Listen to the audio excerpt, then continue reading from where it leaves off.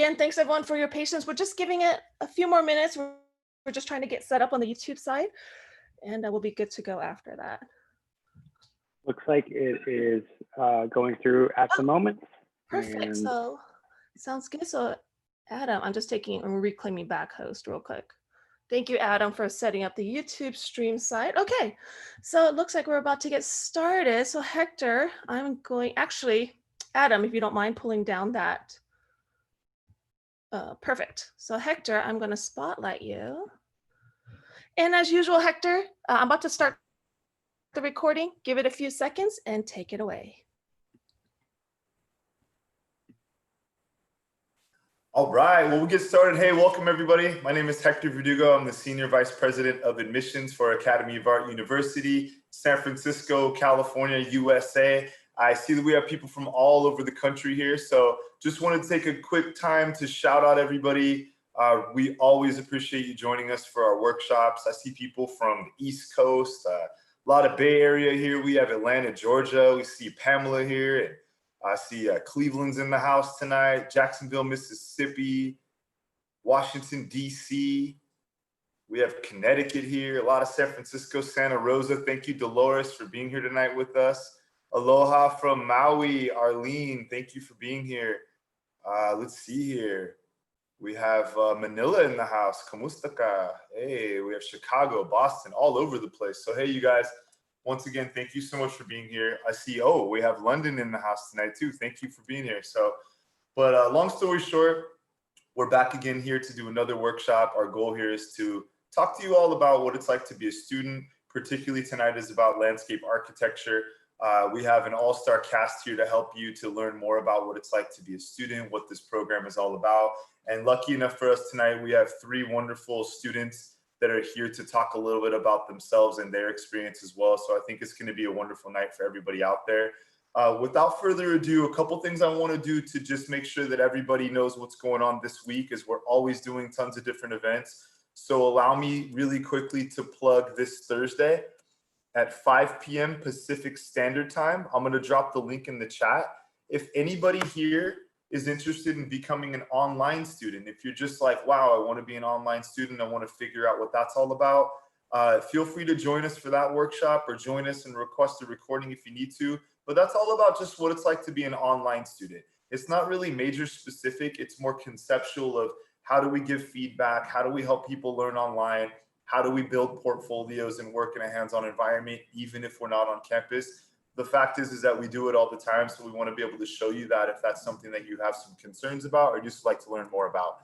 The next thing is every Tuesday at 7 o'clock, we do a different workshop. So I do want to make sure that if anybody here is interested in joining us, you just want to meet some friends online or learn some cool stuff, next week is all about creating an animated logo. That'll be 7 p.m. Pacific Standard Time. And basically, this is going to be put on by our advertising and web new media department. So another really cool workshop to check out. We have a ton of different things lined up for every single Tuesday all the way through this summer and fall. So please feel free to check back with us on that. So without further ado, what I'd like to do is introduce our cast tonight that's going to be here to help us out. I'm going to be in the chat primarily answering questions that are general to admissions, but also joining me in the chat tonight will be our online director. So her name is Heather Clendenin. So she has been with the Academy of Art University since 2005, and she actually is somebody that helped found the landscape architecture program here for the university in 2010. So a little bit about Heather. Heather's a licensed landscape architect whose selected projects include the Advanced Concept Center for General Motors in Malibu, California, Columbia University's Athletic Training Center in New York, New York, Carousel Park Playground at the Santa Monica Pier in Santa Monica, California, the master plan for Claremont's Harvey Mudd College in California, the General Motors corporate headquarters in Thousand Oaks, California, and Berkeley Hillel in Berkeley, California, as well as several different design and competition awards. She has an MLA degree from the Graduate School of Design at Harvard University. We also have students and alumni joining us tonight, so this is also very exciting. We have Rita Lei is going to be joining us tonight. She's from Tianjin, China. She earned her master's degree a Master's of Fine Arts degree in May 2019 here at the Academy of Art. Rita has 8 years of learning experience in landscape architecture in both US and in China. And right now she's working at RHAA as a landscape designer. So thank you so much for joining us tonight, Rita. We also have Mary, and Mary's last name is Azarel. So she's currently an online student here at the Academy in her 3rd year, studying in the landscape architecture department. Mary is also a mother of 4 and has been married to her husband, Jason, for over 17 years. Landscape is her passion, and over the past few years, her professional goal is to design memorable, positive, evolving landscapes that bring order, beauty, and benefit to others. Sustainable and editable community landscapes have become a big focus for her and an area of interest of late. So Mary is also currently involved in the community gardening, composting, and the construction of community berry patch. Also, last but not least, as far as our students joining us, we have Demetrius L. Gant. Demetrius, if you want to put this on your calendar, he was born October 7th, 1983. He's an Afro-Indigenous sophomore student here at the Academy, native Minnesotan, son of a painter, and his background comes in the graphic design field. So thank you so much for joining us as well, Demetrius. And I'm going to pass it over here to Jeff McLane, our director of the School of Landscape Architecture. But a little bit about Jeff here before I pass it off. Jeff is a licensed landscape architecture in California. For the past 17 years, he's been a founding partner and president at Jeff McLane and Associates Landscape Architectures in Marin, California. He's also a founding partner of Max Studio and community-based design group in Oakland, a community-based design group in Oakland. Jeff is LEED certified through the US Green Building Council and is committed to design work that is sustainable, responsible, and inclusive. For the past 25 years, Jeff has worked on a variety of projects throughout the greater San Francisco Bay Area, working for a variety of public and private clients, including commercial, educational, institutional, and community participatory design projects. Jeff is also a painter and sculptor, and he's exhibited his work in galleries throughout the entire Bay Area. So without further ado, that's enough for me. Once again, my name is Hector Verdugo. I'll be your host tonight. I'm going to be here in the chat to answer your questions. Couple tips I'm going to give you tonight. Interact, have fun, ask some good questions, and we'll be here to make sure that we all enjoy our time together and we learn a lot about the program. So I'll be in the chat with Heather, and I'm going to pass this over to Jeff here. Thank you, Jeff. See you guys in the chat. Thank you, Hector. That was, maybe that was the best introduction I've had. Appreciate that. And so I am the director of the School of Landscape Architecture, and I would also just like to thank our 3 students and Heather for being here and for the Academy of Art for sponsoring this talk tonight. So what I'm going to talk about is landscape architecture. So landscape architecture is one of the most enjoyable things for me to talk about, maybe second only to practicing it. As my students could tell you, I sometimes will get off on a tangent. I'll try not to do that tonight and stay focused. The topic tonight is decoding the landscape. And essentially, what I'm going to talk about is how we experience the landscape just in an everyday way. We go out and we're in it. But those landscapes that we're in, particularly the designed landscapes, are very complex natural and human systems that have to come together to produce that. And when you know what those are, you have a better understanding of what it is you're looking at and seeing. And that, of course, is what landscape architects do.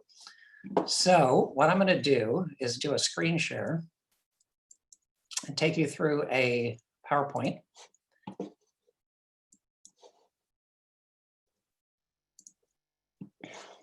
Which everybody can see. So decoding the landscape is really what landscape architecture is. Oops, it's not going to go that way. And, oh, okay, I can just click.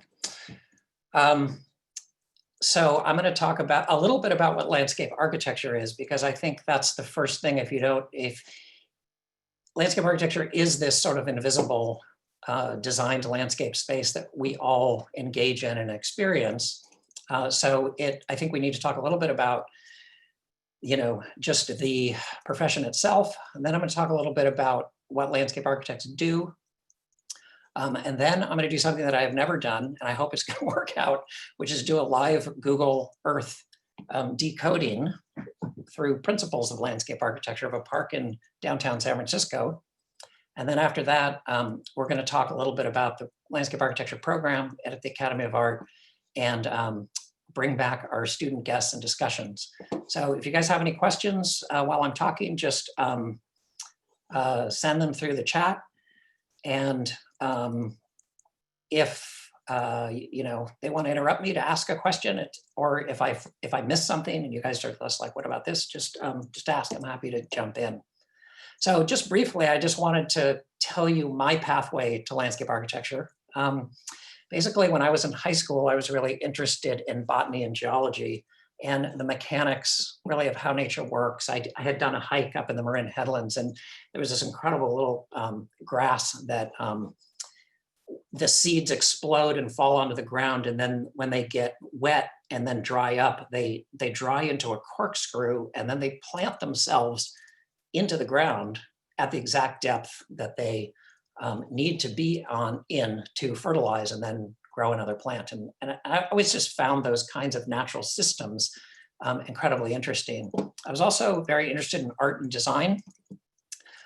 I've always been interested in the concept of positive and negative space in art. And you can see in this middle slide, this is Barbara Hepworth's sculpture. The positive space is the object, and the negative space are the holes and the space around the object. And this became a very important link for me to landscape architecture. And then the third thing was that I had a job when I was in high school cleaning up people's gardens. I just go around, and that's what I was doing to make some extra money. And one of a very elderly gentleman who owned the garden that I was cleaning. This was back in the 1970s, and he had to be in his 90s. So he had been around a long time. And I asked him, what did you do? And he said, I helped design Gongay Park. And I thought my head was going to kind of blow off. I could not believe that that was actually a job, that even though it's kind of obvious when you look at Golden Gate Park that it was designed, you might not know that it was all sand dunes before. I didn't know that then, but I was so excited by that idea that we could design spaces, public and private, and that there was a profession that did that. And that I can incorporate ideas of art and design into that, as well as my interest in natural sciences. And then the last interest I had was in music. I played a lot of jazz, and I thought about being a musician, but in the end, this gave me more. So that became like the hobby. So, what is landscape architecture really about? And I think just at a fundamental level, landscapes create a space for human meaning. And, our deepest need for identity and belonging and attachment, we find when we connect to landscape and place. And so it's quite profound to be able to work in a field where you do that, where you are creating spaces where people will live their lives in a very fundamental way, and also be connected to elements that make us human. So landscapes are an experience that are connected to our deepest self, and landscape architects design landscapes. So that is kind of where I'm coming from. There's a lot of components and systems about landscape architecture. I always loved the beginning of jobs, which was when you conceptualized and you reached out to a community and you figured out what they wanted to do. And the end of jobs, when it was done and you could walk through that space and see people using it, it was just incredibly rewarding.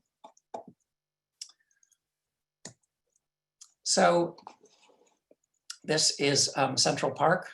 Landscapes have been designed for centuries, but they've really become a refuge in this coronavirus time. I think everybody, you know, the space that we all circulated around in was pretty big. We could travel, we could move around the city, we could go out with our friends, and now we're all basically stuck at home and taking walks in the neighborhood. And I think many people that I talk to are really feeling what they're missing by being outdoors and being in a community and sort of connecting to nature and natural elements. And that's what this profession does. This is Bryant Park in New York City. As you all know, New York City is a very dense urban environment. This is an incredibly successful space. It may look kind of simple, but it's actually very, very complex and very well thought out in terms of everything from the elevations of these upper terraces to the size and space of the lower lawns, where people can sit, what kind of choices they have, and then the different kinds of plant material and shading. It's actually a very complex design, but it reads as being very simple, which is really kind of the sign, I think, of great landscape architecture is when you're just in it and it works. There are many different sort of design languages that we use, and these are all sort of based on circular forms, public spaces, campuses. And what you see is you can think of these landscapes as a room, although I think the analogy of a room is too simplistic for what it actually is. But essentially, there's a ground plane, and then there are vertical elements that create walls that would, in essence, create a space of enclosure. And then there's overhead, where you're going under trees or structures or in and out of buildings. So these are four that are based on sort of circular patterns with lots of different materials. And in this one, it's based essentially on a grid. And in the slide on the left, it's just kind of a contemporary modernist design. This wall pops up, it's the same height, it's the same width as the paving around the lawn. All of these pieces fit together. There's lots of trees. They're also in a grid form. And so you can use straight lines as well. And then in this public space on the right, which is in China, you can see they've lowered it. So the other thing we can do is we can raise and lower the grade. So I actually think that manipulation of topography is one of the most amazing things that we do because it has such a big impact, and we'll talk more about that later. And the use of color and just all the different kinds of landscapes. I mean, I can't even really go through it all here tonight, but you know, on the left, this is a park in China renovated from, this is basically a wetlands and a wetlands restoration and public space that came out of a very polluted and trashed site on this river. And it turned into this very beautiful public space with this red ribbon that weaves around the entire thing.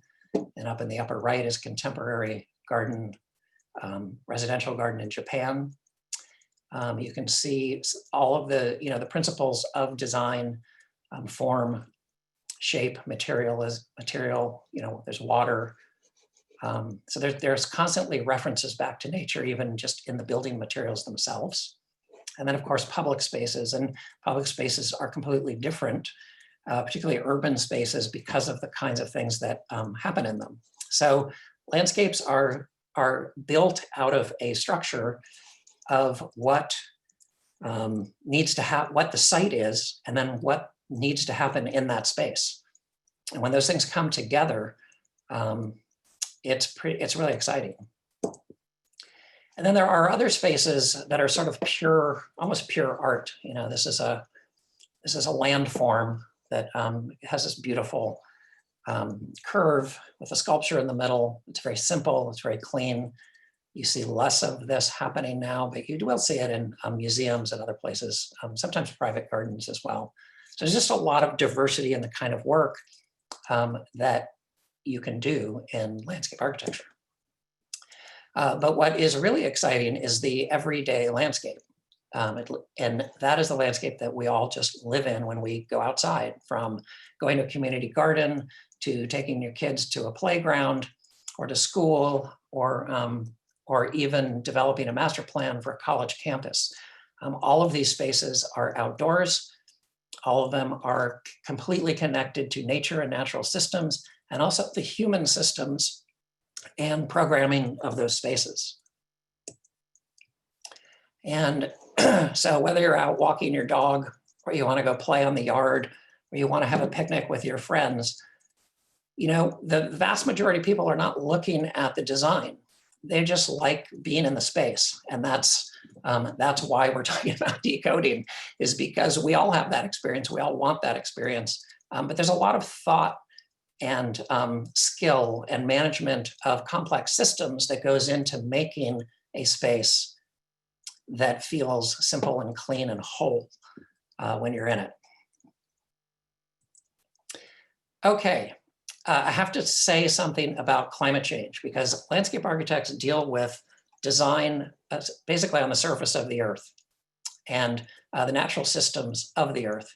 And as you are all aware, the oceans are warming and the atmosphere is warming. So within all the pandemic and social justice issues that are happening in the United States right now, don't forget, climate change is still happening, and it's having catastrophic effects around the world on landscapes, designed and natural. And just for a brief primer, the warmer air creates more evaporation and precipitation. And so the available water in the atmosphere goes up. And the result is, and I know these are kind of dramatic photos, but I mean, they're real, much stronger Category 5 tornadoes. This upper right is California just 2 years ago. Massive fires, flooding. This is from Hurricane Katrina, New Orleans, as well as just oversaturated mountains and erosion and these kind of devastation that happens to communities. The problems of development are kind of a whole thing unto themselves. But the issue of climate change isn't going to go away soon. So landscape architects have embraced it, and we have been dealing with it actually for quite a long time. And we do that through so this is dealing with stormwater. And the stormwater infrastructure was designed in most cities many, many decades ago for a maximum volume of water, which is now irrelevant because we have these big, intense, short, high intensity storm events that just dump water, and there's flooding all over the place. So as landscape architects, part of our job is to figure out where that water is going to go and how to create a kind of holistic solution so that it isn't as big of an issue. So stormwater is one issue, but what's great about doing sustainable projects is that it's much more than just stormwater runoff. Typically, the systems that capture the water also treat and clean it. It removes sediments and pollution, increases infiltration. The landscapes increase habitat and pollination. So with the massive amount of urbanization that's happening, habitat loss is a serious issue. So we're trying to create habitat and tie different landscapes and habitats together. So that's part of it as well. We create recreational areas. And then of course, the cooler materials reduces heat. So it can help with the heat island effect. So basically, we're dealing with human systems over here on the right and natural systems on the left, and we have to get these things to work together. And there's a lot of research that has been done and that landscape architects participate in, but the outcome of that research is what we're hoping drives policy and development so that we have healthier cities and landscapes in general. All right, so there's a couple things you have to understand to decode a landscape. One is that we have natural systems on the earth. We all know that is obvious, but there's atmosphere, there's water, and there is geology. There's plate tectonics, there's soils, And they all have different implications, but they're all part of one system. And the biosphere, of course, which is life on Earth, they all work together. And if you're going to work outside, which is what we do, you have to understand how these systems work and interact together, whether it's out in the country or in a city. You have to be able to understand human systems, social systems. What do people want? How do they do what they do? How much space do they need? And who's who and what's going to happen for them in the space. And so the human and social systems are really critical to the success of a project. There are also economic and legal and political systems. There are often competing interests on projects. So you need to understand how projects are funded, the kinds of legal constraints and codes, as well as policy impacts many public spaces. And the key to all of these things, in my opinion, is largely reaching out to communities and actually engaging them. And then the last one is materiality and the construction of the landscape. You have to understand how landscapes are built from the demolition right through to the construction of the space itself. So that will impact the design. It impacts the natural systems, the human and social systems. They all kind of come together in the built landscape. Now, if there's any landscape architects out there, you may say, oh, there's so many more things. And that is, of course, true. But I'm just going to focus in on these because I'm just trying to get everybody on the same page. Okay, so what I'm going to do is attempt my live Google Earth decoding process. So we'll see how this goes. I need this little bar on the left, so I can't make it go away. All right, here's the Earth. The natural systems that we work with, one thing that's really important to remember is that they're not contained to your site. They're part of much larger systems in scale that actually wrap around the entire Earth. So the park that I've picked is in San Francisco. And as you all know, San Francisco is in the state of California, which is what you're looking at.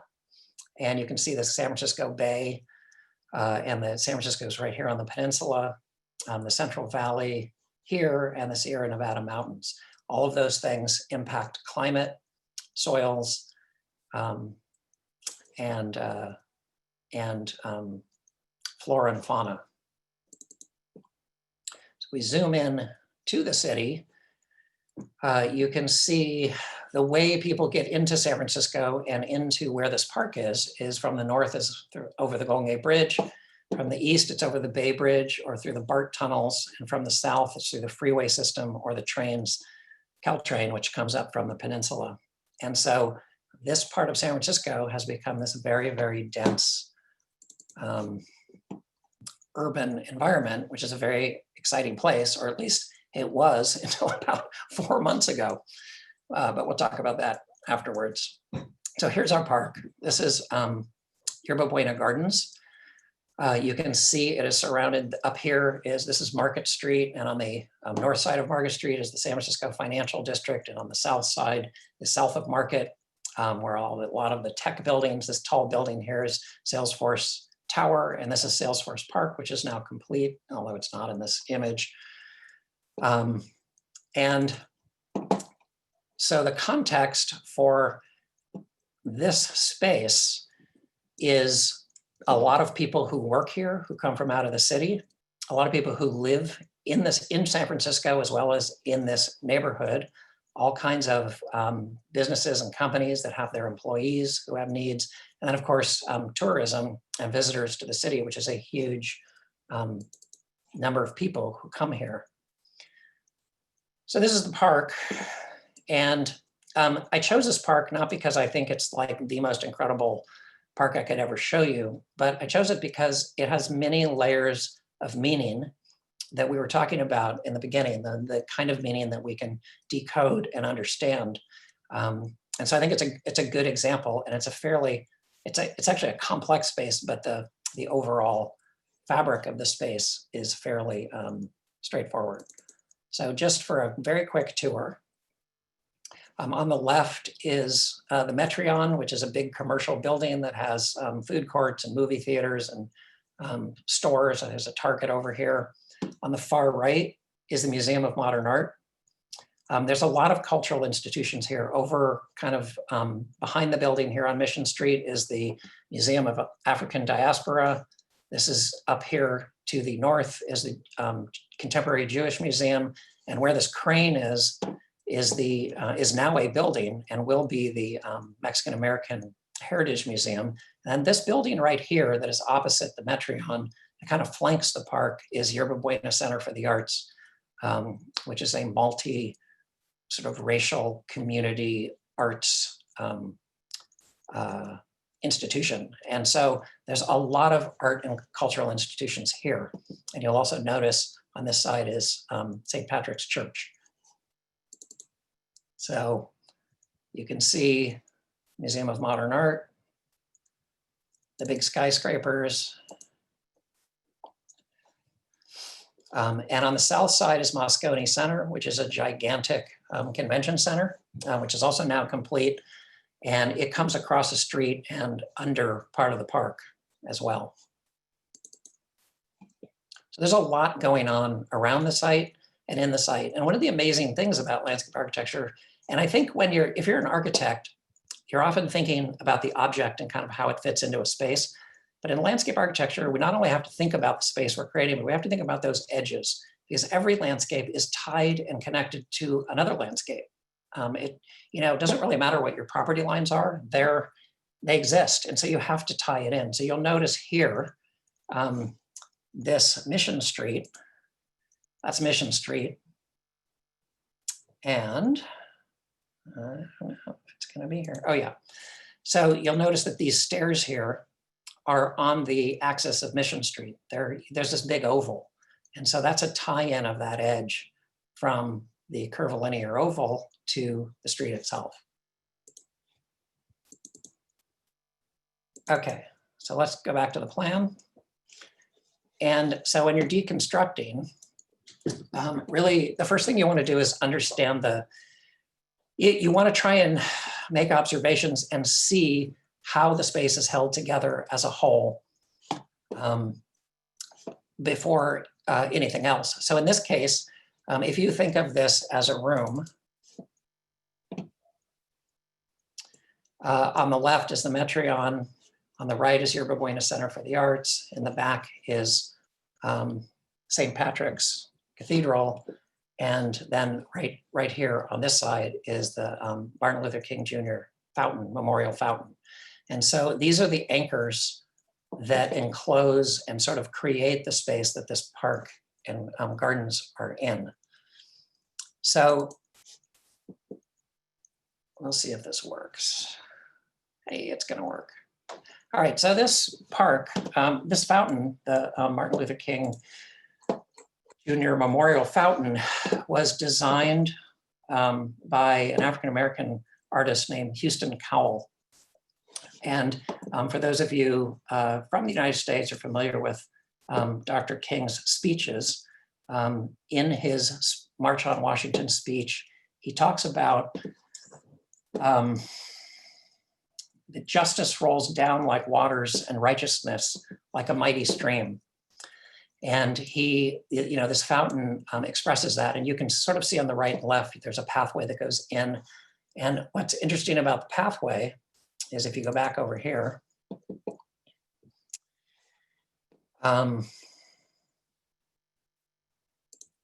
these two are connected. So Dr. King was a reverend. He was a religious person. And so there's this direct connection between this fountain and the St. Patrick's Church. And what Houston Cowell did that was really interesting was by having you walk in behind the water, it's sort of symbolic of like a baptism, that you're surrounding yourself by the waters of justice. So in this space, there's cultural meaning that we can decode that's actually really, really important. It's important in our society. And this is the second largest memorial to Dr. King in the United States. But this fountain does more than just, or I shouldn't say just, but it does more than just be a memorial. It also, because of the incredible how loud the water is, you are shielded when you're in this area from the street noise. So Mission Street is a really busy street. There are buses and cars and taxis and Ubers and people screaming, and there's construction, and it's just a very busy San Francisco street. It's very noisy. And when you come into this park, you can, if you're coming off of Mission Street and come in, you can come in and go right into these redwood trees, and you go from this kind of hard, noisy urban space into, 4 or 5 redwood trees. And as you get closer and closer to the fountain, the sound of the street and the surrounding environment disappears, and you just get more and more, what you hear is the water from the fountain.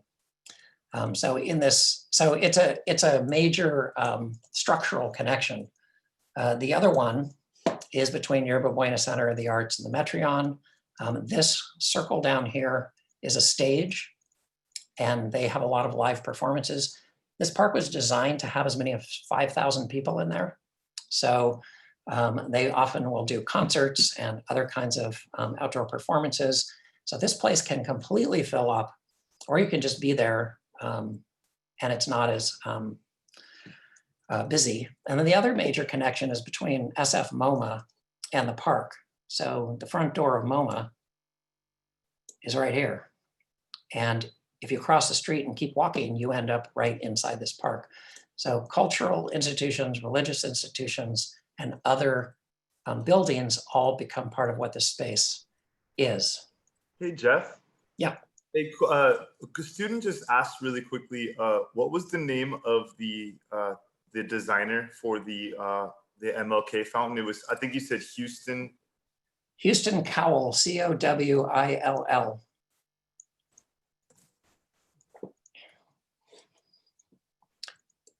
It's really a beautiful memorial. There's 12 glass panels behind that waterfall with different quotes from his speeches. And actually, I was there not too long ago, and I felt like we had gotten so far away from this that it was sort of depressing. But anyways, so back to our design. You can see that there is a structure and the basic geometry. So the other thing you want to look for is what kind of geometries are present. This could have been a big square. It could have been all kinds of things, but they chose to make it an oval, which is kind of a classic traditional landscape shape. But that oval has to connect to all the edges around it, which they have done really well with the pathway system and carved into it different kinds of seating areas. The other thing I want to show you is, so that's kind of the, from just a design point of view, you're looking at geometries and the relationships between functions as well as the function of the space itself. And then there's this whole planting scheme that happens here. And one of the amazing things about plants in landscape architecture is that it's not just horticulture and it's not just architectonic, it's sort of a whole bunch of things. So these here, which don't really look like redwood trees, but they are redwood trees, which are now probably, 75 feet tall. And these trees over here on the right-hand side, which are a different kind of tree, are located to create a frame for the church. So when you're back here at the fountain, you actually see, you see these trees frame your view and focus the King Fountain back onto the church. The other thing these redwood trees do, if I can zoom out, is there's this gigantic hotel here. And a lot of these skyscrapers, you're really dwarfed as a pedestrian. I mean, if you imagine you're just standing here on the sidewalk, these buildings are huge. And so one of the things that other purposes that trees can have is to step down the landscape. And it does this, all of these trees do this.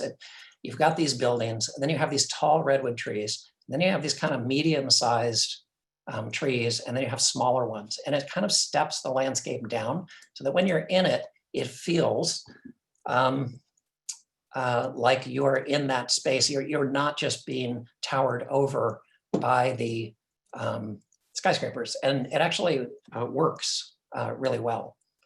So you also do have the horticulture. You have it. It's a sound screen also, and then it's a place of refuge. So all of those purposes these plants have. So when you're doing a planting design, or if you're trying to decode and figure out why things, like why did they put those trees there? Typically, if a landscape architect did it, there is a reason. There's a reason they picked that tree or those trees and why they put them there. And they may not be immediately visible. When you're in this space, you're not necessarily going to think of this in terms of the experience you have.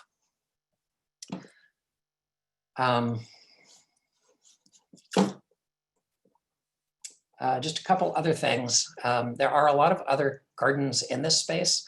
There is these gardens here at the bottom, which actually I don't think I have an image of it, but I think we can go, there we go.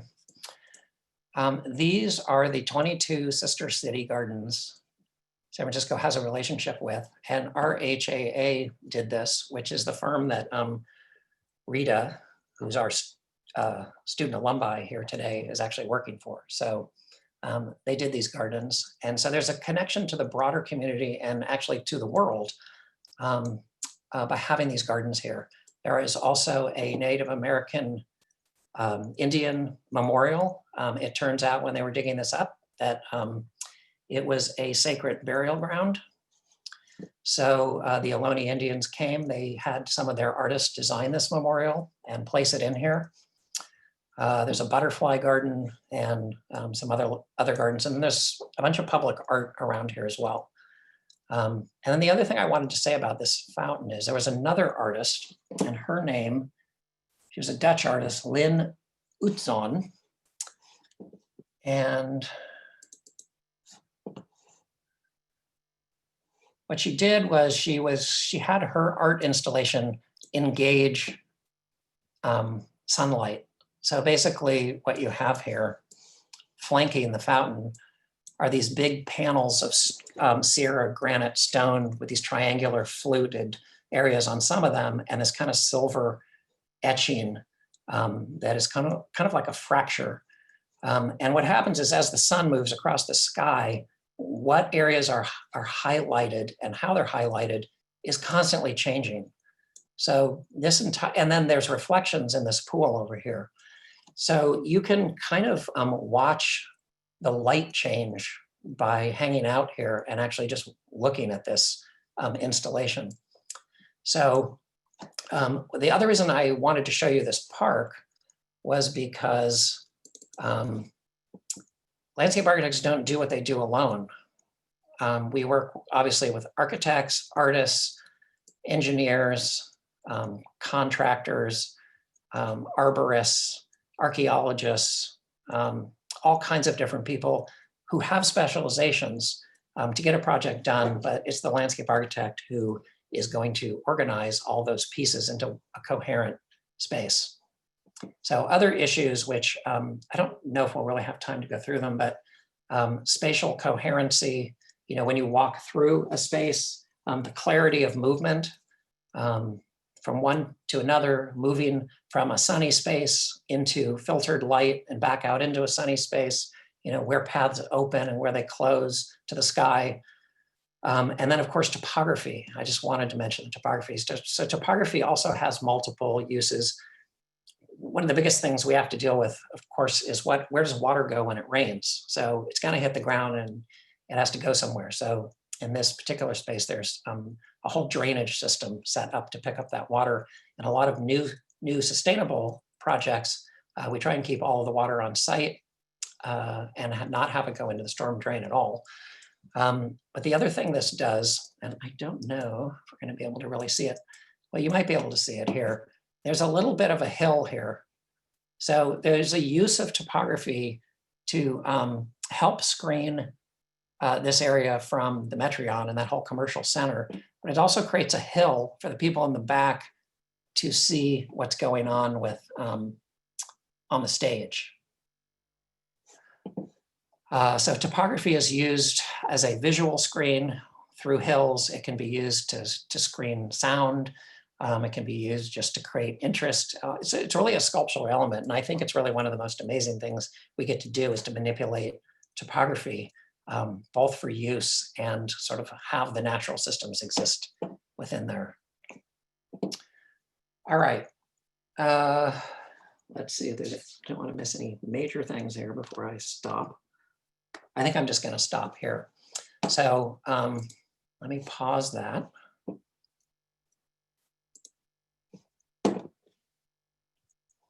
And I'm going to just bring you back over here.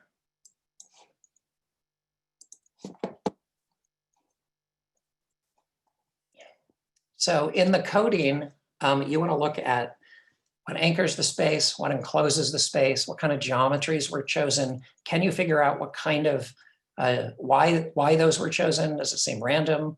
Does it relate to a concept? And all these different interconnections. What's happening with topography? Why is there a hill in one area and not in another area? And if you know the questions to ask, you can start to see the answers. And that's really the key to the whole decoding process. Or you can become a landscape architect, which is what I think you guys should do. So what I wanted to say is just right now, today, you know, the big three is global warming, which is continuing at a disturbingly rapid pace across the globe, and the impacts. I mean, I don't know if you guys are watching the news, but I think it was 50% of Bangladesh was underwater last week because of the typhoon. I mean, 50% of the entire country. It's pretty amazing. So it's having devastating impacts around the world. Obviously, COVID-19 is changing how landscapes are used. There's these little circles and parks now, and landscape architects are starting to organize and figure out, well, if this thing is something that's going to come and go over a long period of time, you know, do we need to really look at how we design benches? Do we need to look at how we design spaces that the public is in so that the option for distancing is comfortable, but does kind of what I've been talking about, where you don't really necessarily notice it. It's just sort of part of the landscape, but it works.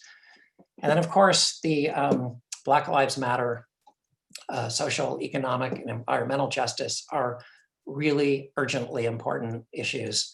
And I'm bringing this up because a lot of this is happening in public space. I mean, these giant Black Lives Matter mural, I think are amazing. I think it's a great use of public space to bring attention. It's not going to change it. We have to change it within the systems we all live in.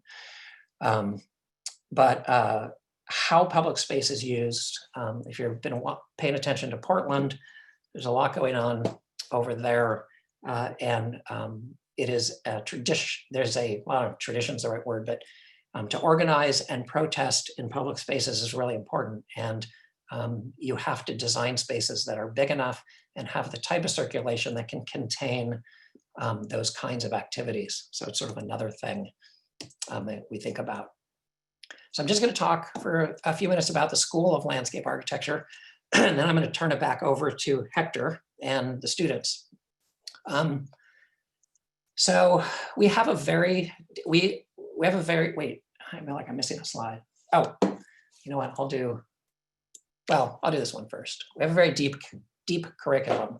Our curriculum is based on the Landscape Architecture Accreditation Board curriculum. And it's based on a studio system. So you do your design projects in design studios, and typically studios have themes. This coming fall, we're going to combine a bunch of studios together and do sort of a mega studio, which I'm really excited about, and really try and address some of the issues in the previous slide. We have a natural systems sequence where you learn the systems of the Earth from the large scale, tectonic plates and atmospheric rivers down to planting and basic biological systems and water systems.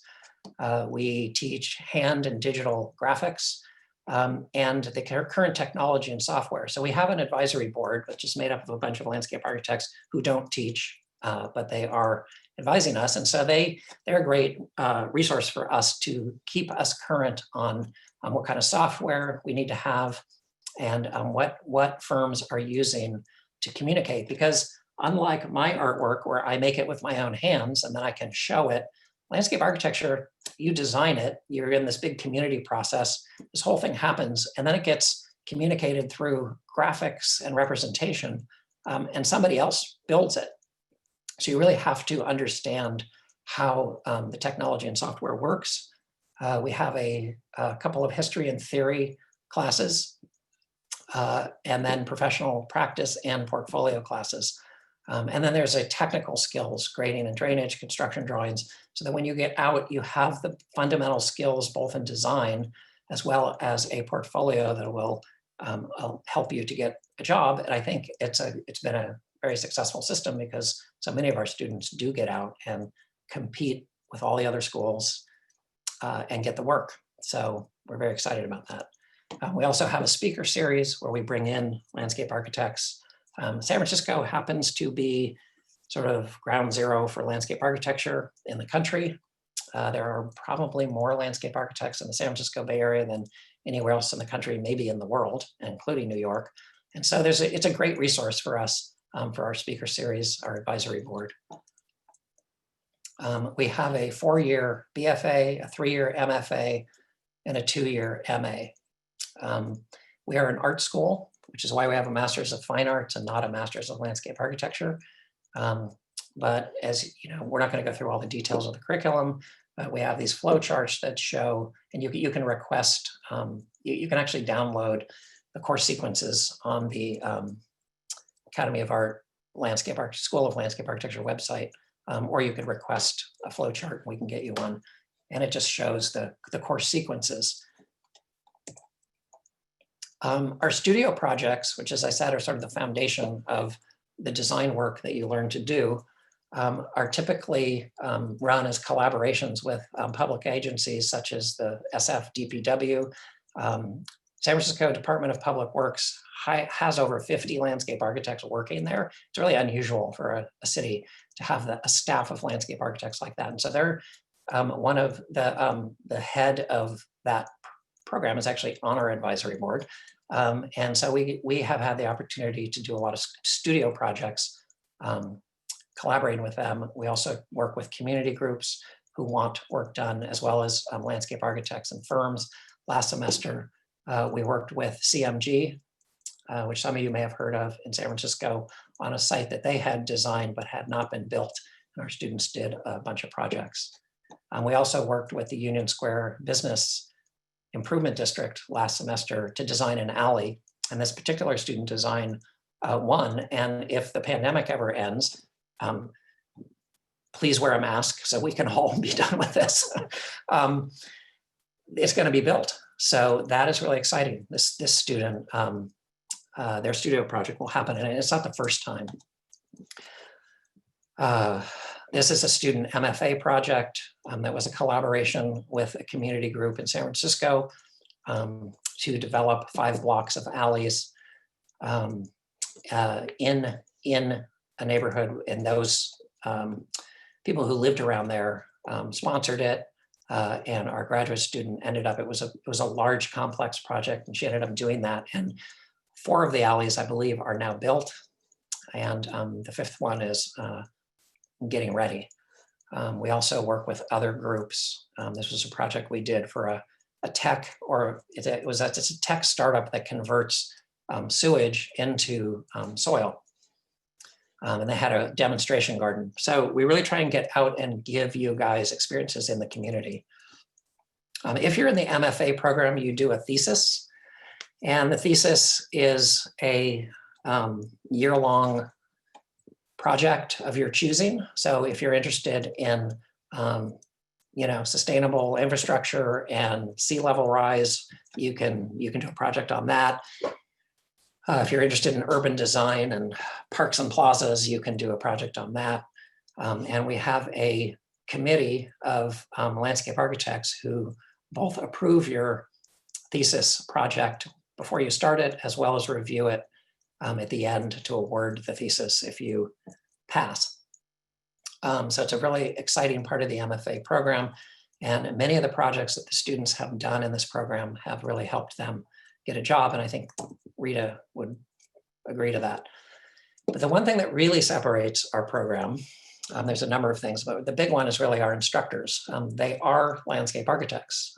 We are not an academic institution, we are an art school.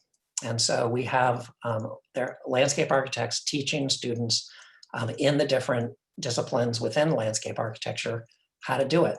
They're teaching you, they're correcting your work, they're giving you your feedback, and it's pretty great.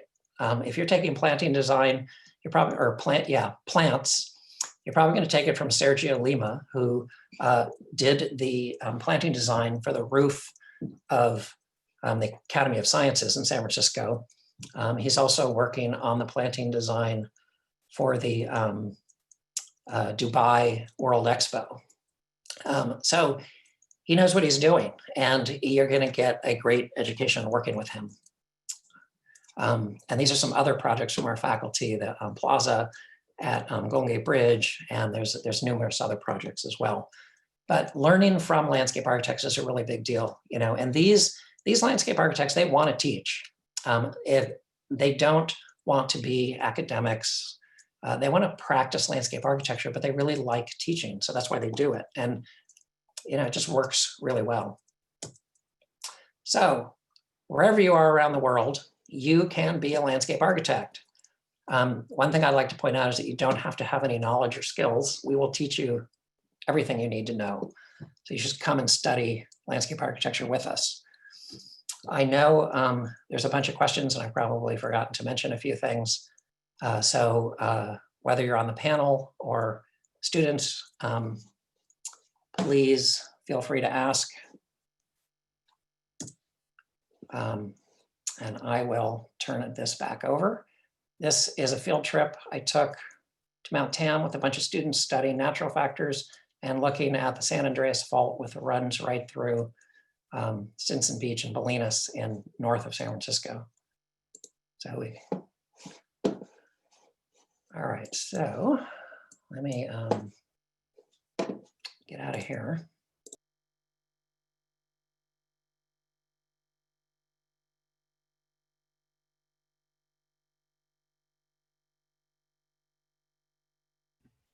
Hey, Hector. I think Jeff accidentally left the room. So, All Heather. right, got this. Playing the role of Jeff will be Hector Verdugo. So, anyway, so hey, we have a lot of folks on here too that I'm sure you want to hear from. So let me go ahead and pass this over to Demetrius, Mary, Rita. So if you don't mind, my first question for all three of you is, why did you choose landscape architecture? Like where were you at? What got you to make that decision that this is what you feel like you're passionate about and you want to do for a living? How did you make that decision? I'll go ahead and start. I was actually always kind of writing down ideas or sketching things out, ideas for if I saw an abandoned building or an empty lot. I would try to see the potential in it. And I just thought of it as a hobby. And I'd always enjoyed art and things like that, but it was just all things that I did in my spare time, you know, when I wasn't working. And so I know I got into this big DIY project on my house, and my yard was a major fixer upper, and I was just doing all these projects. And I remember I was at work one day and I got a text, and it was from my husband, and he said, "Why aren't you a landscape architect?" And I was just like, I don't know why. I just felt limited. I'd already made some career paths. And I think it just really kind of pushed my button to say, why don't I just try something new? And that kind of put me in the direction of looking for a school. That's awesome. Anybody else want to go? Demetrius? Yeah, this is Rita. Can you hear me? Hey, I'd like to publicly correct that Demetrius was born in 1991, not 1983. To carry on. I think my interest in landscape architecture is sort of you learn more the more you study it. I kind of came at I think like it was 2 years ago. I kind of came with an empty cup and found out that it aligned with a lot of things I was passionate about. I was kind of doing the same thing. I had created like some urban farms back in Minnesota in like the urban environment. It was like 13 empty lots, and we just started creating farms. Like we turned the soil black and planted stuff and things like that. So it's kind of like the earth side and the growing side and creating environments side. I didn't know that it was a degree. So I think the study of urban planning is sort of where another alignment happens. It's like of great interest to me because depending on where in a city you put a group of people, it'll determine their quality of life. And one's environment or sphere of influence will determine their perception of reality. And that can be a very positive thing, or it could be a very negative thing, depending on who designs that sphere. So I kind of like the study of first things, like sacred geometry or, ancient stuff. And so landscape architecture also helps me to kind of unravel those stories too, because I actually always wanted to be like an archaeologist of things. Earth is like the first frame of reference we have for feeling anything, up, down, left, right, back, forth. And my thought is that when one is in tune with nature, they're in tune with all things. So if you can create an environment that allows you to be in tune with the original blueprint of the human identity across the board, I think it'll allow for a greater experience and help people's perception of reality to kind of come back together. So my experience with the Academy of Art is actually kind of puts me in a position of a sort of pilgrimage, because I studied a lot. But the Academy kind of helps me to marry all those personal experiences into like an employable skill set, because you're dealing with environment. And also it allows you to kind of reverse engineer how your environment has influenced your personal story, your mother's personal story, your ancestors' personal stories, and how to honor all of those things into structures. So it's kind of like landscape architecture. You'll learn more about your niche in it, but it definitely allows you to formulate your, how would one say, formulate your, honor your stories and like formulate yourself into that. And you'll learn more through each part of the skill set that you learn, like how you do that. It allows you to kind of uncover things about yourself.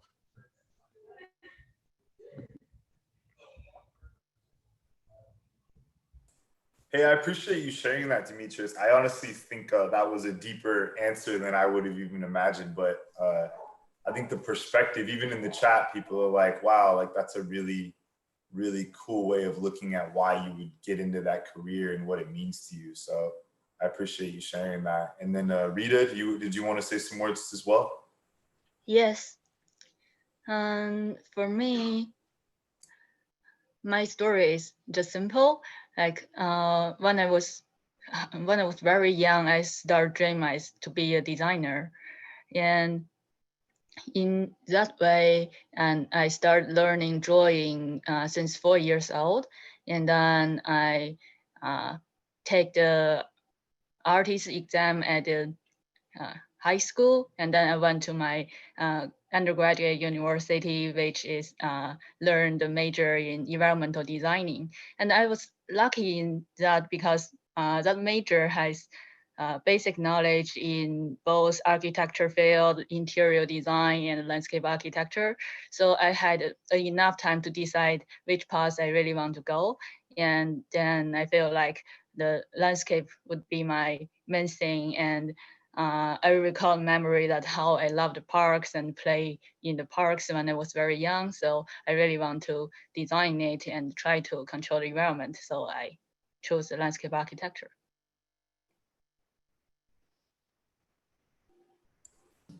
And can I pick on one more person? Can I pick on Miss Heather over there? And also Heather, for you, what inspired you to pursue this career path? Where were you at when you were making that decision? Well, thanks for asking, Hector. I actually studied botany when I was an undergraduate at UC Berkeley and was headed toward a life of research in the labs. And when you're researching botany, you're actually taking things apart and looking at them very carefully. And one summer I worked as a mountaineering guide up in the Sierras, and we would take people and families on these treks. And there was one spectacularly beautiful forest that we would take people in the Picayune Valley. We went there 1 week, we came back the next week, and it was gone. It had been totally clear cut. And so that made me think that maybe I needed to pay more attention to the large picture. And there happened to be a landscape architecture program at Berkeley. And so that's what has driven me. And it's a fabulous profession. It's a life of creative thinking. And you're always thinking about how things could be improved and how things could be more just and how things could be more beautiful. You're working with real things, soil and water and plants. How many professions can you do all of that with? So yeah, so that's how I got into the profession. That's great. And then, so a couple questions too, just for, I think, there's students out there and students, I hope you can hear me, right? So what I wanted to do is just be, just flat out, maybe bring up some of the things that I noticed that a lot of students have concerns about. So what I would say is, obviously we're in shelter in place right now, right? Everybody's more or less locked up in their home or some sort of environment that's their mini bubble. I know when I work with students all the time, whether they're domestic or international, right now, one of their biggest concerns is saying, if I go to school right now, am I going to learn hands-on? How am I going to learn hands-on from home? Is this something that's a waste of my time to do from home? Or should I wait till I can come on site? Or how can I actually get a quality education right now versus waiting until shelter in place is over? So if any of you maybe want to talk about and address, because I'm guarantee you out of the 111 people that were on here, like 110 of them probably have this concern right now is what is that like? How do we teach students? If anybody wants to maybe take a shot at speaking to that, I'm sure it'll answer a lot of concerns that people have out there.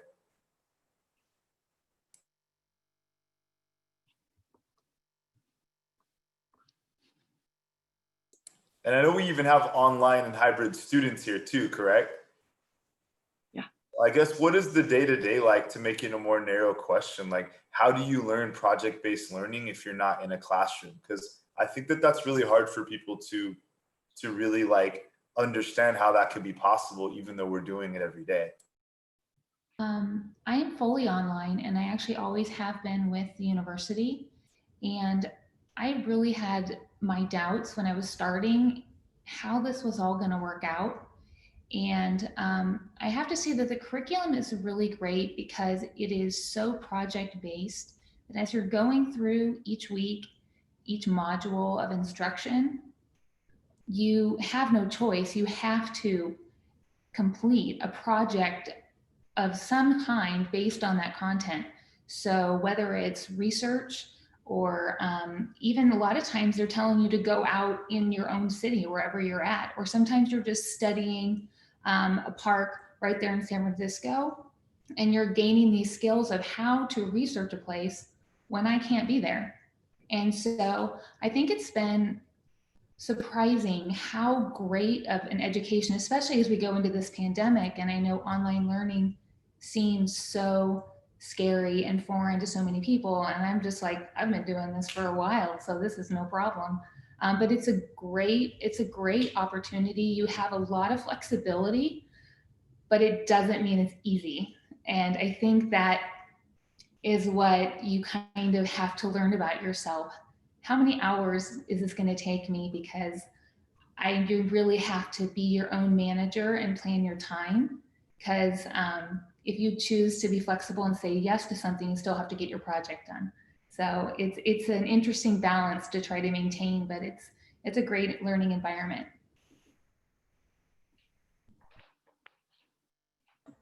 The question is, what is the online or like the online and on-site experience like? Yeah. So what is that experience like for you? And really too, is just how do you, even some tips that you may give somebody going into that learning environment? For me, I've done both. So I've done a semester completely on site, and I've done a semester completely online, and then I've done like one where it was just both.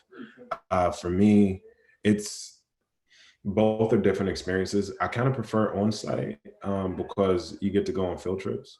You'll like do your site visits with like an instructor, and you're able to see things that you didn't know were there to see. Helps with your plant ID, and it's really fun.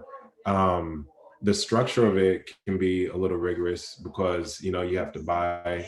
Well, guess you have to do it online too. Like once you get all your tools and things like that, it's a lot to learn. Online is a little different.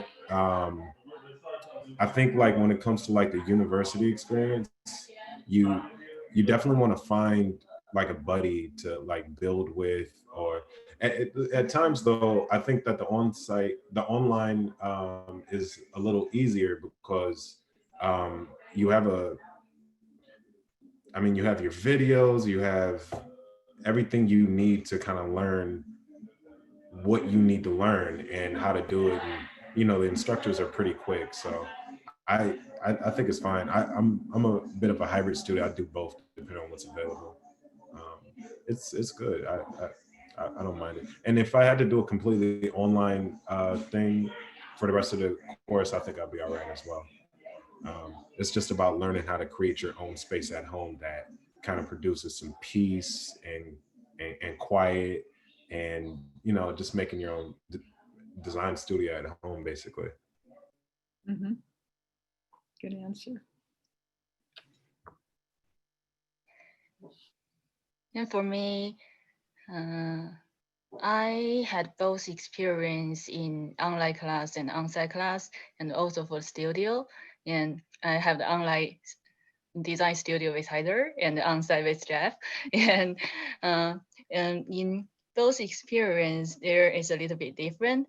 At first, I think maybe the online studio will have the communication problem when we discuss design. It will be difficult, but it actually turned really well when I discuss with Heather, and Heather will reply me, and it's actually make the things I want to do more simple. Like she will list the things I need to do, and I actually could follow that.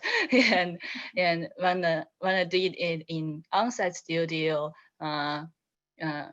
you have to remember all the comments, and you have to do more drawings, and as possible as you can spend the time to draw the design and discuss with the instructor face to face. I think it's both has opportunity and in doing the learning. So yeah, that's it.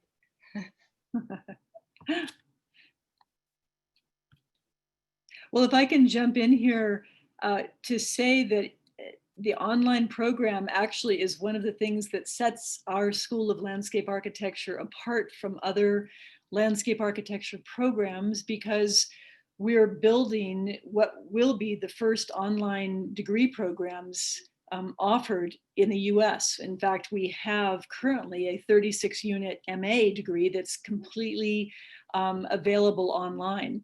And so the great thing about these online programs is that it makes this profession, this great profession that Jeff outlined for us, available and accessible and flexible. You know, as both Mary and Demetrius and Rita all talked about. And, you know, Mary brought up the fact that studio projects are geared toward projects or sites in their own community, right? In your own neck of the woods, so that you're actually looking at your own world through a different set of eyes, and you're looking at different, you're actually learning to decode your own landscape, right? So, and then Mary also mentioned the idea of learning how to research a site that you can't visit. So how do you decode that landscape, and how do you do a site inventory and analyze all of that information? So, you know, these courses are set up with specific goals in mind, and you know, they have week by week by week deadlines that keeps you, you know, keeps you moving forward. So it's, again, it makes landscape architecture very accessible, and that's our goal. Yeah, and if I can just jump in for a second, I would also just jump on and say there are these discussion groups between all the students in the class online. And now we have a lot of classes are having weekly Zoom meetings as well. It doesn't always work time-wise. If there's somebody in China and somebody in the Middle East and somebody in San Francisco and someone in Chile, Santiago, it can be complicated, but we try to work it out. But in any case, there are these discussions, and I'm teaching 2 classes online right now. And the discussions are amazing. I mean, the students are just in there reading, understanding, writing essays, talking to each other about ideas. I mean, it's impressive.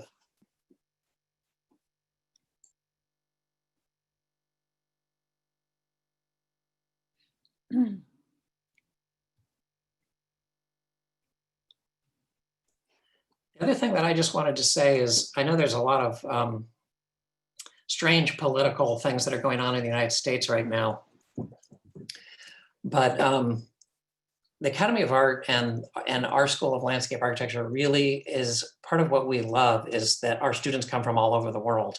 It's what makes our program strong, and all of you should know, whether you end up on site or you work online, that we welcome you. We want your perspectives, and the rich, diverse background of our students is, as I say, it's part of what makes it strong. And I just really want to emphasize that. It's really important.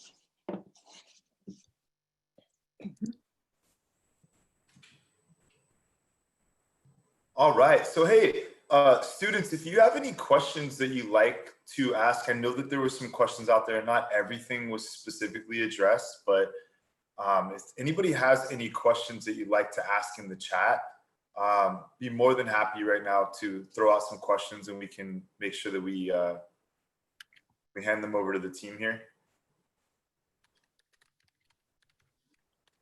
I just wanted to mention, we did have a question from a student who said he was 18 and was concerned that they just didn't know anything and would be starting from scratch. And I just want to emphasize that the program is set up so that you can come in knowing nothing. And literally, we will teach you how to draw. We will teach you how to use computer software.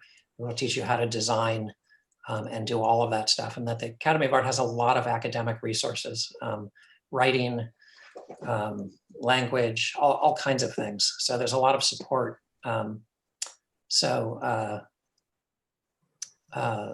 goal is to get you successfully through the program and into a career in landscape architecture. So we have a lot of students who come with very, very limited skills, and that's great. I mean, we all had to start somewhere.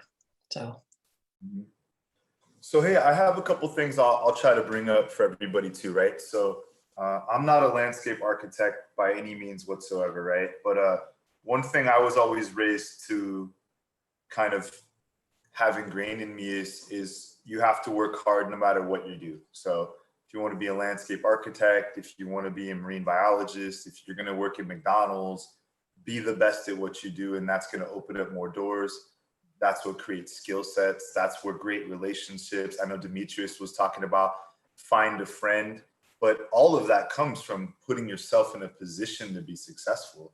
So I want to ask you all, what's the dedication like? What is the rigor like? What is maybe, if this makes sense, when I meet students that go to our school, they usually will tell me that it was way more challenging than they had anticipated, and that, you know, the school really did push them. So I either hear like, hey, like it was harder than I expected, or hey, they prepared me and they were right, they weren't lying, the school was pretty hard. But the whole point is to try to prepare students to become professionals. Any of you want to give any tips, any advice on what to expect, what the rigor is like, what is the dedication, what does it take, what is the investment, you know, for you just emotionally, physically, mentally, in order to become a professional?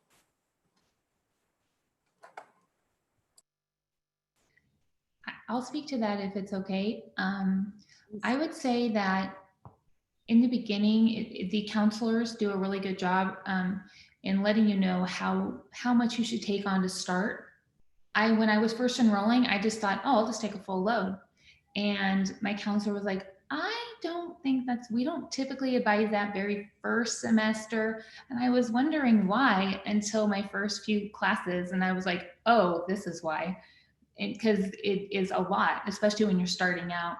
And especially when you are studying online, at least for me, I realized that I have to plan out how long it's going to take, and I have to be willing to say no to certain things, because just because I'm home and doing it doesn't mean that I have a lot of free time, and I can always be saying yes to everything else. So you just have to know yourself and how you work, and you definitely have to take it seriously once you're in the class, because it can get overwhelming if you don't plan those hours just like you would a regular job or working regular classes. It's just, you can be flexible when you plan those hours, but they still have to get there. I think like if you look at like older times, most things that you study, you're usually studying in like a mentorship kind of level with like a master, and then there's the apprentice, right? And when you deal in a craft like architecture, landscape architecture, whatever it is, you know, you're learning, number one, you're going to learn a language. So I think like your first year, you have to learn that you're about to have to digest a lot of information. So you should give yourself some time to do that. Time management is something you have to learn, you know, breaking down your day to make sure that at the end you have at least, I was going to say 8 hours of sleep, but to be realistic, maybe like 5 to 7, 5 to 6, if you could do that. And then, you know, all the other things that go with it. And the reason why I say the time management is very important is because, again, you need time to digest your information. You're going to learn skills, but there's words and contexts associated with each skill that won't be presented to you in full context until maybe your third or fourth semester. And so your first and second semester, I think it's good to be gentle with yourself so that you have time to like look at other people's drawings. Like if you're on, say you're online, you get to like look at how other people do it and just kind of like shadow the other online students, or if there's other students in your on-site class. It's just like, you know, most of this is going to be about like listening and asking questions, and the hard skills that you're learning in terms of drawing, you know, learning how to make a straight line and all the math that's associated with it. Just you have to drill, and that's kind of like what the first 2 semesters are for me. It's like drilling it in and developing like a muscle for seeing space and all the measurements that go with it. Yeah.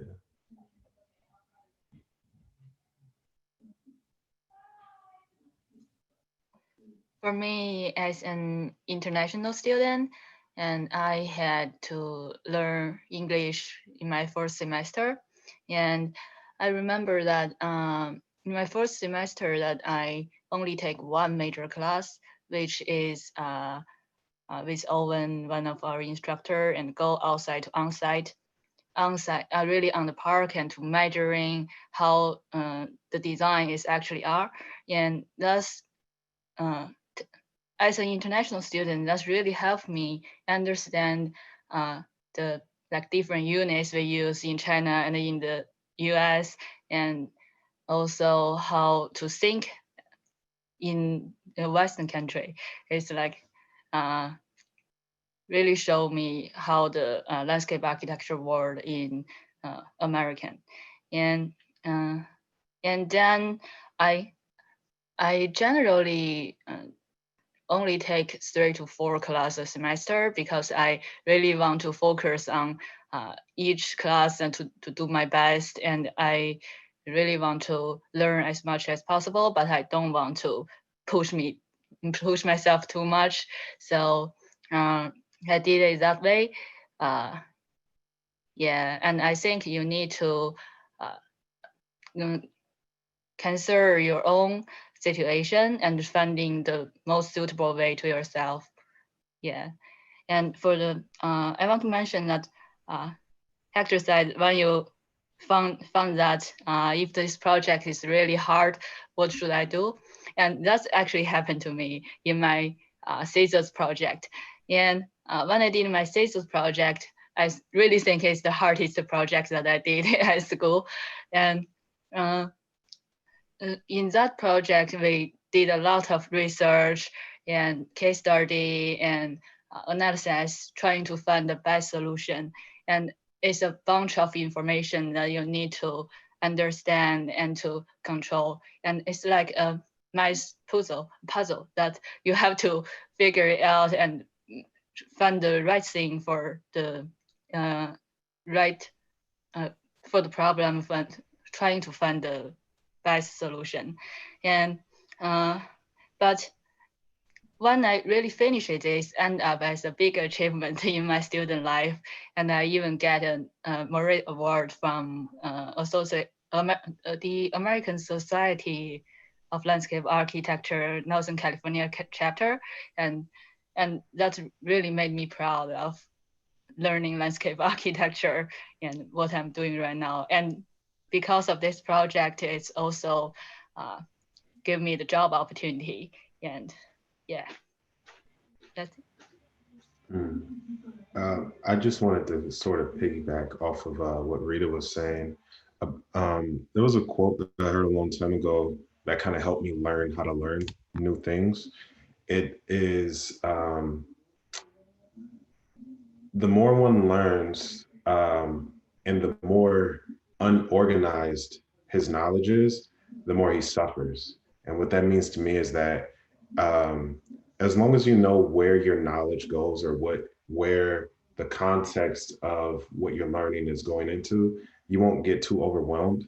The idea of perfection when you're first learning it can dishearten you. And so it's really important to, I think, decide to make your best mistakes in your first 2 to 3 semesters, because what you're learning is the umbrella term I will use is the drafting process. The first one's not that pretty, the second one's not that pretty, and the third one may not be that pretty. And each semester is also going to be a drafting process.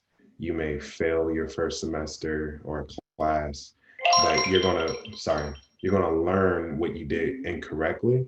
And so you become your best draft around, I would say, your third or fourth semester. Some people jump right into it, and that's great, but I'm not able to do that. I didn't know how to draw. All my trees look like stick figures with like more arms at first. And I think I'm pretty decent now. But yes, it's all about drafting yourself and just getting ready to make mistakes on purpose. Well, it's all about a process, right? I mean, and landscape architecture is so complex. there are so many things to consider. And like you say, the first couple of semesters are really learning that muscle memory that you were talking about, and the drills, and just doing things over and over and over again. But really, in that, going through all of that, it really is a process of learning what we call the design process, the planning and design process, and which is essentially observing something, analyzing it, and then synthesizing it into something different, right? A new evolution. So it's great to hear you talk about, all you guys talk about your experiences here, whether on site or online, because that's what we're here for, right? I mean, we're here to create a new generation of landscape architects, people that care about things, care about people, care about environmental systems, care about the ecology of the world. So. And a couple of good questions here. We have a student from rural Arkansas. She says, in our small towns, we have a lot of abandoned properties. As an landscape architect, sorry, the thing keeps scrolling on me. What would be your main challenges or points of concern when developing a space neighboring something unkept and kept to varying degrees at that?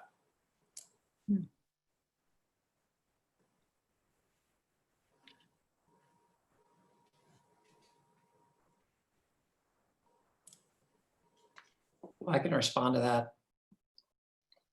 I think that all landscape architecture starts with the site. So you really have to understand the site that you're working on, and you need to understand the site as sites adjacent to your site. And I don't know if this is like a residential kind of situation, but my philosophy is always to ask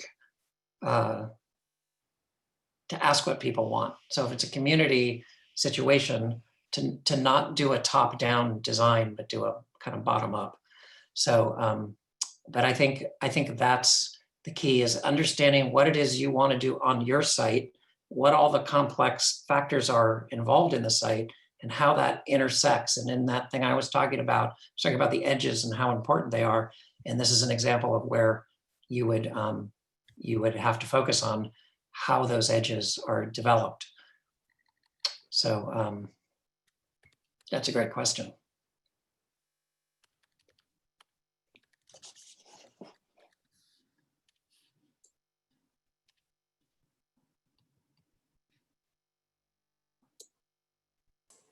Hey, so Jeff, another question from Ian out there is, how much overlap is there between landscape architecture and urban design or urban planning?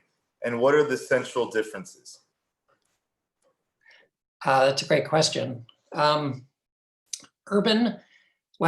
design is kind of a broad term for which could include architecture, landscape architecture, or planning, urban planning. But I would say urban, planners deal with creating regulations and zoning to create policy for development, in theory, in the service of benefiting the community. So planners are going to look at land use and zoning and the demographics, and do you want to have people able to live in an industrial neighborhood? And so planners are going to break a lot of that stuff down. So some of the issues they deal with will intersect with landscape architecture, because we are designing those spaces, and it also intersects with architecture. But it's I think it's more organized around regulation than design, or it's design guidelines. I don't know if that's helpful.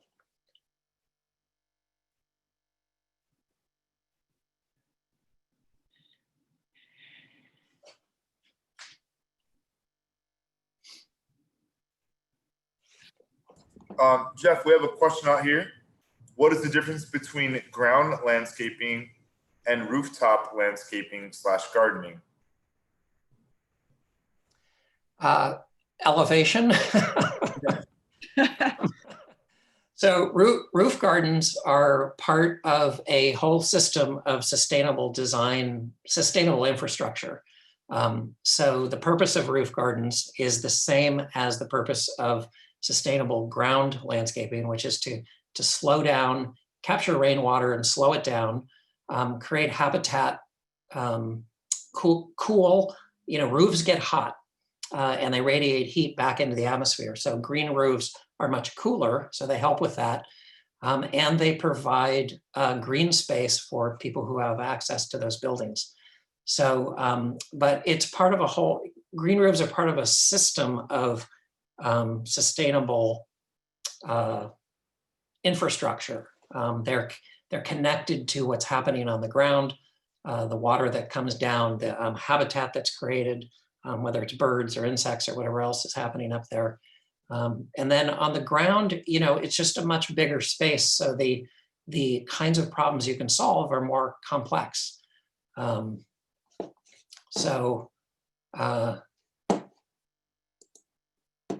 That's basically what I would say the difference is.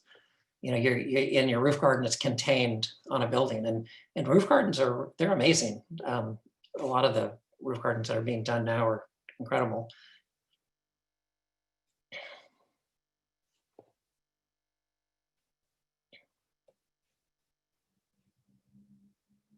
I think you're muted.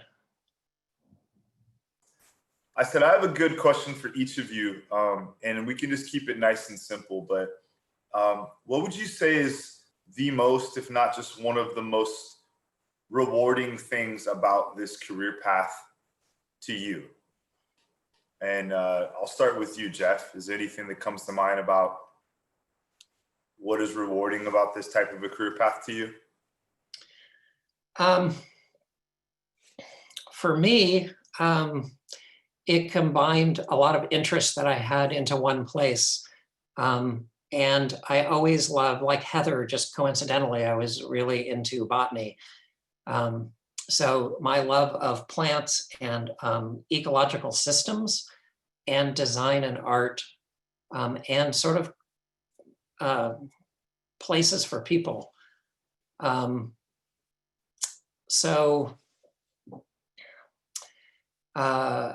It's an interesting profession because it's hard work. I mean, school is hard. It's a rigorous program, but Rita will tell you, I'm sure, practice is really hard. You know, you have budgets, deadlines. You got to get a lot of work done. You got to get out the door, and it needs to be right.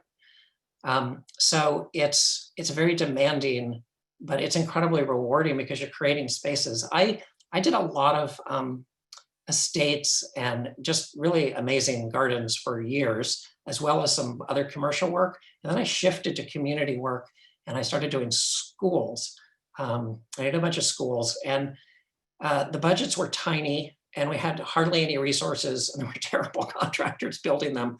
But I have to say, when it was done, you go to the school and there are all these little kids running around and jumping on the benches and playing in the plants and growing vegetables in the vegetable garden and doing a poetry reading in the outdoor classroom you designed. It's incredibly rewarding. I mean, the private projects had more money. The craft of design I could really work with intimately, but in public projects, you're contributing something to the greater community that's really of lasting value. And for me, that has been the reward. It was worth the hard work because the product is really impactful.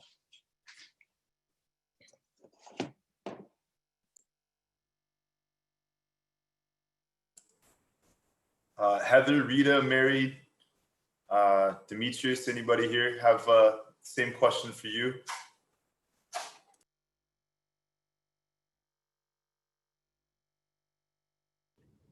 I would answer, but I'm still a student, so I feel like it would be better to hear from someone who's a little more seasoned.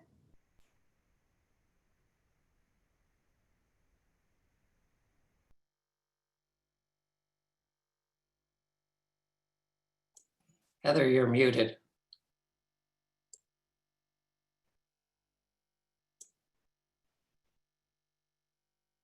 Thank you. I'll jump in. I think that teaching actually has been the most powerful and gratifying experience as a landscape architect, because it's essentially shaping space within a person's life. And you know, there have been many great spaces that I've worked on in teams of designers, architects, and engineers, and so on. And leaving those as physical spaces that people still use is really actually a phenomenal thing to be involved with. And, you know, to have designed details. For instance, the Carousel Park at Santa Monica Pier, I worked on the details of the nostril of the dragon for weeks. And, you know, it's still there. And so those, you know, that's one level of gratification, but I would have to say hands down that it is the process of teaching and introducing students that are interested and committed to seeing the world in a different way, and noticing things that most people don't, and being able to analyze and envision things that most people don't have the capacity to do. I mean, that's the profession of landscape architecture is actually very, very small. In California, there's one landscape architect for every 6 architects, for example. And we, you know, Jeff alluded to it early on in the presentation, that we work with a lot of people, we connect a lot of dots, we can see the overall picture. And to be able to introduce that type of thinking to people, to students, and especially in the mid 21st century, is really an important and gratifying position, and something that I am very grateful to be in the position to be able to do. So I think, you know, making landscape architecture thinking available and accessible is really an important job. So that's how I think about it.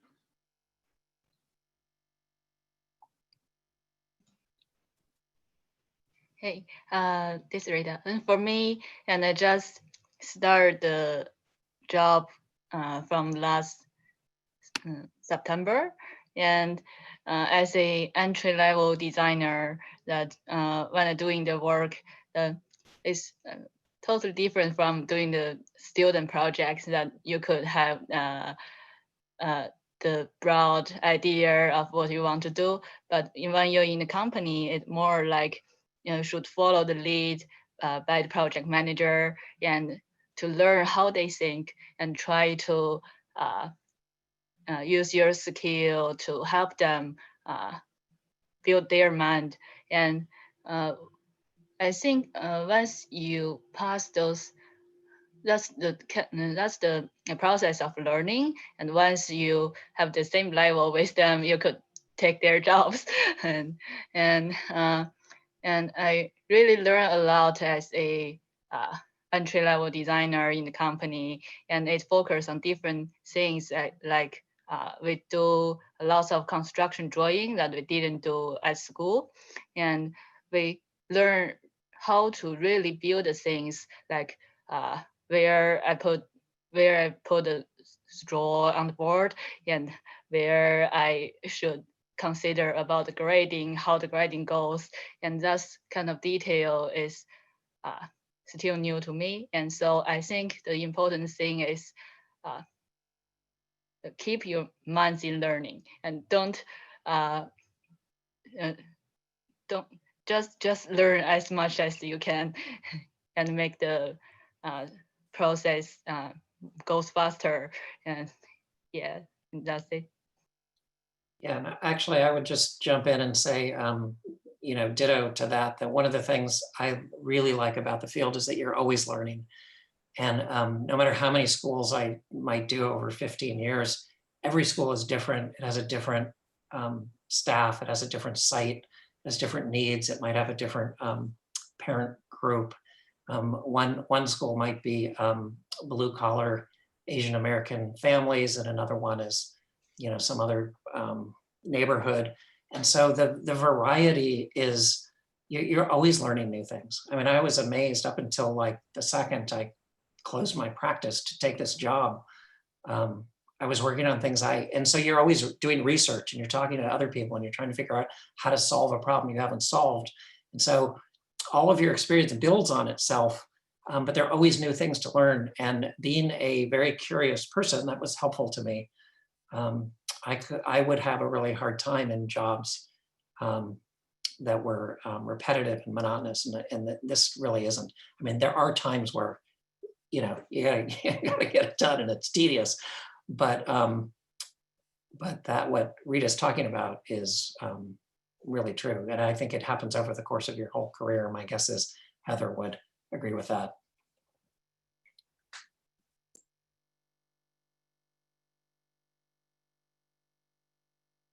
Well, hey folks, I know we're winding down here, so if there's any last minute questions, I'm definitely gonna hang back in the chat as well, just to make sure I can answer anything.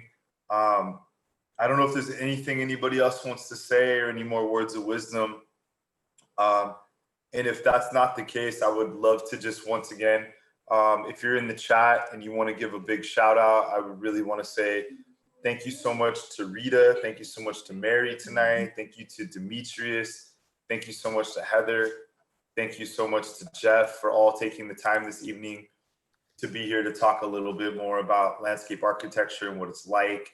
I know for students that are looking and exploring these options and trying to figure out what they want to do, it's always so helpful to hear from people that are currently in these courses or have this experience. So thank you all once again for being here tonight. I hope this was helpful for the students that are out there. Looks like there's some thank yous out there coming in on the chat right now, which is good. So hey students, if you're out there, there's a couple things that I want to make sure that I go over really quick before we wrap it up too. First thing is this, is there anybody that's currently in high school right now? Is there anybody that is a current high school student? If you are in high school, you are currently enrolled in high school, you're going to be graduating in like 2021 or 2022. I'll put in a link right here to our pre-college program.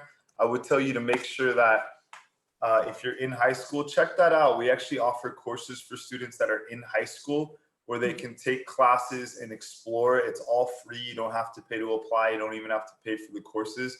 It's our way of trying to help you to explore the things that you're interested in before you commit into a college. So I would just tell you, check that out. I just put the link in the chat.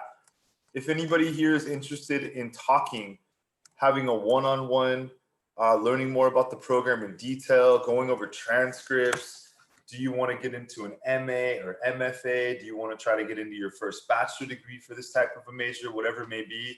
I would tell you the link to the application is right there to the university. Or if you're not ready to apply, just send me an email directly. My job and my team's job is just to sit down and have a one-on-one with you and try to understand where you're coming from, what you're looking to do one day, what are some of your goals, whatever questions you may have. We'll be happy to cover everything that we can about the program. If not, try to connect you to somebody on Jeff or Heather's team in order to try to help you as well. If you have any portfolio work, one thing I'd like everybody to know out there is if you have any experience, drawings, things you've done, anything at all, we'd love to look at portfolios as well for students that are looking to come in.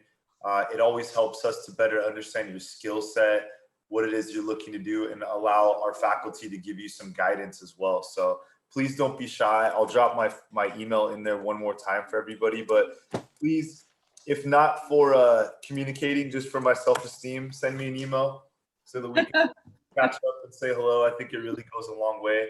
But I'll tell you, I'll vouch for our team. My job here at the university is to run admissions for the domestic and the international team. So my goal in what my department does is just to make sure that we provide a good service. So If we work with you and you end up even choosing a different school, it's totally okay. All we want to do is spend some time with you and try to help give you the right advice. Sometimes it turns out into students choosing our school. Sometimes they go a different way. But if we can help you along the way, we're happy to do so. And for the student that just asked if you could send the portfolio, yes, please, by all means, feel free to send the portfolio. I'll make sure to get it in the right hands for you so we can take a look at it, okay? So one more thing I'm gonna do is if you just join late or anything of that nature, if you wanna learn more about how to be an online student, this Thursday, 5 p.m. Pacific Standard Time, we'll be hosting an event on how to be an online student. We'll actually show how online classes work step by step. And then next Tuesday, 1 week from tonight, same time, 7 p.m. Pacific Standard Time, our next workshop will be on how to create an animated logo. So anybody interested in just hanging out or learning some cool stuff, feel free to check that out next week, okay? So without further ado, I'll go ahead and sign off and say thank you all for joining tonight. I'll stay back in the chat. So if there's any questions that are lingering out there, if anybody wants to talk, I'll hang back here in the chat to make sure that I get to you. So once again, thank you to the whole team and staff, some of the behind the scenes people, Wakana, Adam, thank you so much for helping get the YouTube and everything set up. William, if you're out there, John Beeson, thank you guys. And last but not least, the wonderful Kat or Kathleen, who's always in the chat dropping the links. Thank you all so much for being here tonight and putting this on. So everybody be safe out there. All right, have fun, not too much fun. Stay 6 feet away from each other. Respect your neighbor and enjoy your night. Okay, hopefully we'll talk to you guys soon. Thanks everybody. Thank you all.